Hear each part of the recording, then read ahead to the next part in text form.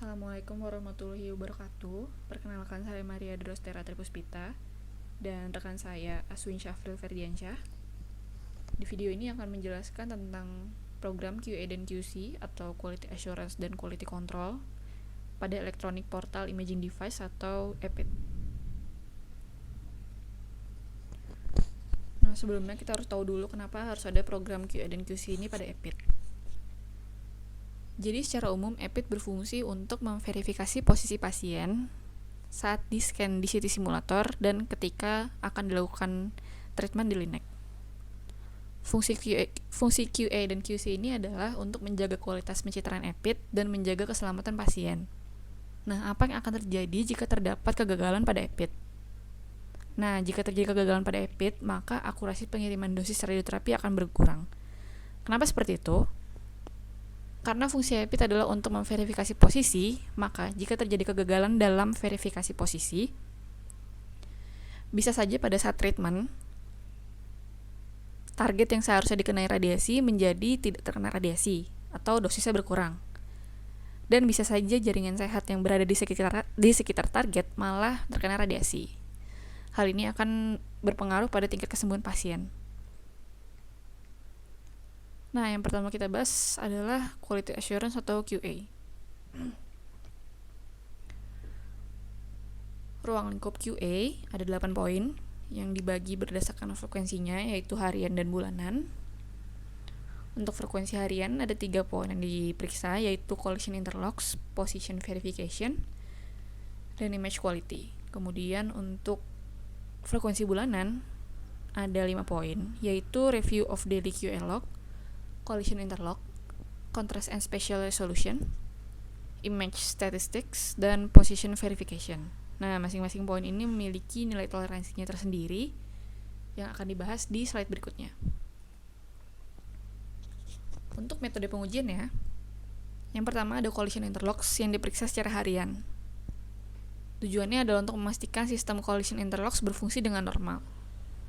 Nah, metodenya secara umum fisika medis akan mensimulasikan seolah-olah terjadi benturan antara EPID dan objek-objek berikut, yaitu sisi kiri dan kanan panel, pada lengan atas, collision bar, dan kepala kaset. Nah, analisanya, jika terjadi benturan, maka normalnya alarm akan berbunyi. Jika alarm tidak berbunyi, maka perlu dilakukan pemeriksaan terhadap collision interlock system. Yang kedua ada position verification atau verifikasi posisi. Tujuannya adalah untuk memastikan indikator jarak optik berfungsi dengan normal. Nah, metodenya EPID diposisikan ke titik P2. Kemudian fisikawan medis bertugas untuk menghitung dan mencatat hasil di indikator jarak optik dan di light field crosshairs. Kemudian hitung selisih jarak di indikator jarak optik dan jarak terukur, serta selisih jarak di light field crosshair dan jarak terukur. Nah, batas maksimum toleransinya adalah kurang lebih 1 cm untuk indikator jarak optik dan kurang lebih 2 mm untuk light field crosshairs. Yang ketiga ada image quality atau kualitas gambar, yang bertujuan untuk memastikan kualitas gambar yang dihasilkan oleh EPID sesuai dengan standar. Nah, metodenya posisikan EPID ke titik P2, kemudian letakkan Las Vegas Phantom ke permukaan kaset, kemudian disejajarkan. Setelah itu di komputer operator pilih menu V6 Daily QA dan ambil gambar dari Phantom. Nah, setelah gambar diambil, atur window and level image sampai gambar lubang pada Phantom muncul dengan jelas. Kemudian tandai setiap lingkaran pada setiap baris dan kolom yang terlihat jelas. Nah, gambar di sebelah kanan ini menunjukkan Phantom Las Vegas, dan yang di sebelah kiri adalah tabel yang harus dicatat.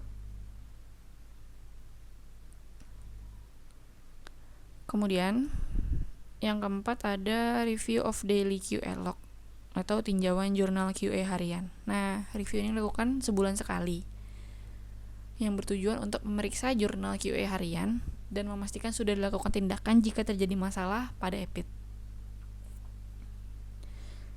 Secara umum, isinya adalah untuk mereview apakah daily QA itu berjalan dengan normal. Jika terdapat masalah, maka dicek apakah masalah tersebut sudah ditanggulangi atau belum. Kemudian yang kelima ada collision interlocks yang dilakukan secara bulanan. Tujuan peralatan, metode, dan analisisnya kurang lebih sama seperti collision interlocks harian. Nah, kemudian yang keenam ada contrast and spatial resolution atau kontras dan resolusi spasial. Tujuannya untuk memastikan kualitas gambar yang dihasilkan oleh EPIT sesuai dengan standar. Peralatannya sama, yaitu EPIT, kaset, dan Las Vegas Phantom. Metodenya kurang lebih sama dengan image quality, tapi pilih menu Physics Monthly QA. Nah, setelah gambar diambil dari Phantom, atur window and level image sampai gambar lubang muncul dengan jelas. Kemudian tandai setiap lingkaran yang terlihat jelas. Nah, di sini kita bisa lihat pemeriksaannya lebih spesifik dari QA harian, yaitu dilakukan untuk setiap energi dan dengan dose rate yang berbeda-beda. Kalau di contoh jurnal yang saya ambil, ada energi 6 dan 18 mV. Kemudian dose rate-nya ada 80 mU per menit dan 400 mU per menit. Dengan toleransi yang berbeda-beda, bisa dilihat di tabel. Ada R4, C5, R3, C4. Nah, ini mengacu ke gambar di sebelah kanannya lagi, bisa dilihat. Itu menandakan lingkaran pada setiap baris dan setiap kolom. Berarti toleransi yang dimaksud adalah minimal, misalnya untuk energi 6 mV dengan dose rate 80 mU per menit, minimal lubang yang terlihat adalah sampai R4 atau baris keempat, lingkaran pada garis keempat, dan kolomnya adalah sampai lingkaran pada kolom kelima. Dan begitu seterusnya untuk energi 18 mV dan untuk dose rate 400 mU per menit. Yang ketujuh ada image statistics atau statistik gambar. Tujuannya juga untuk memastikan kualitas gambar sesuai standar. Alatnya juga sama, menggunakan Las Vegas Phantom. Kemudian metodenya, posisikan EPIT ke titik P2, kemudian pilih menu Physics Monthly QA dan pilih menu lapangan radiasi Flat Field. Nah, setelah gambar diambil, pilih full image. Saat gambar sudah full image, catat nilai yang tertera pada tabel pixel statistik. Nah, bisa dilihat di tabel. Batas toleransi pixel statistics-nya adalah kurang dari 0,8%.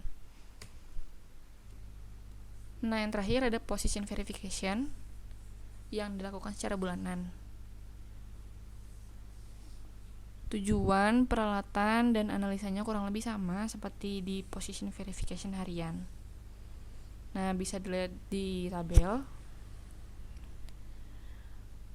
Fisikawan medis akan bertugas untuk mencatat nilai terukur di optical distance indicator dan centering of crosshairs. Kemudian memeriksa apakah selisihnya kurang lebih 1 cm untuk optical distance indicator dan kurang lebih 2 mm untuk centering of crosshairs. Dan jika melebihi batas toleransi tersebut, maka perlu dilakukan rekalibrasi atau pengecekan alat. Nah, bagian berikutnya adalah quality control yang akan dijelaskan oleh rekan saya, Aswin Syafril Ferdiansyah.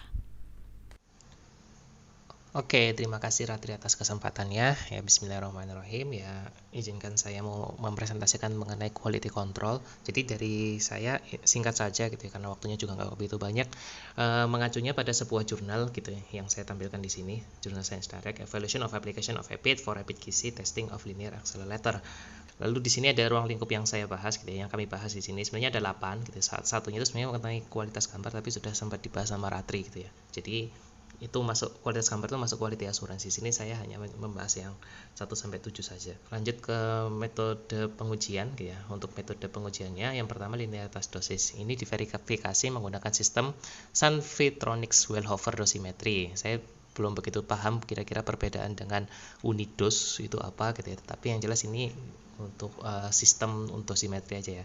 Lalu nanti diplot grafiknya dengan pixel versus monitor unit. Ini saya nggak begitu banyak menjelaskan mengenai langkah-langkahnya karena sudah tertulis pada PPT dan waktunya juga nggak begitu banyak gitu ya. Jadi saya langsung hanya memberikan gambaran-gambaran saja setiap pengujiannya.